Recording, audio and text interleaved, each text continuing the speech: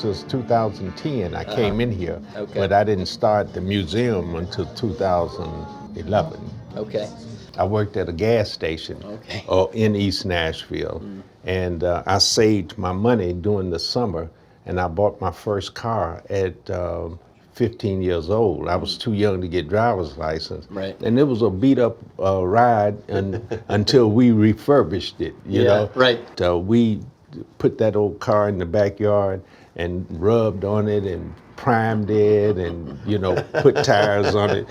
And but I had my first car then, but prior to that we walked across the Jefferson Street Bridge from East Nashville to North. Yeah, to Jefferson Street, because everything was on Jefferson Street. The clubs, the park where you could go and swim. It was over 600 businesses and homes on the street. And what was the idea with the museum? I mean, obviously this is historic, Jefferson Street. Did you come from a music background? No, I didn't. The way this got started was my friend Marion James, D. Ford Bailey, a number of different artists. We would gather here and kind of hang out and talk. These guys would reminisce, that kind of thing. And Marion James especially was really concerned about her legacy. They were concerned that nobody would recognize what they had done over here on Jefferson Street. Few of these artists and musicians got on TV with the show Night Train. Oh, right. Night Train to Nashville. Yeah. Oh, everybody, Yeah, so a few of these guys got some fame, but that was the only fame that they got. It wasn't like Jimi Hendrix, who walked up and down Jefferson Street. Wait, you actually saw Jimi Hendrix walk up and down Jefferson Street? Oh, yeah. It was nothing, and we didn't pay that much attention. Nothing. Oh, my goodness. We didn't pay that much attention to it. And he'd always have his guitar on his shoulder, the neck, walking up Jefferson.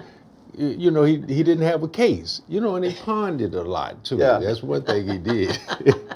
And he was in Marion's band at one time. He was a regular on Night Train as a guitar player, So if Johnny Jones is over here playing guitar and Jimi Hendrix is over here playing guitar, Johnny Jones would give you a little bit more of a show, in his spot, So we would pay more attention to Johnny Jones because we knew him, because he was from around here in Nashville, Right. And Jimmy, he would just be kind of cool and try to keep up. But in the clubs, man, he got kind of wild, And a lot of the artists and musicians that actually played the blues didn't like when Jimi Hendrix would come out and do his own thing. It was like he was trying to take over the show. Yeah. I feel like...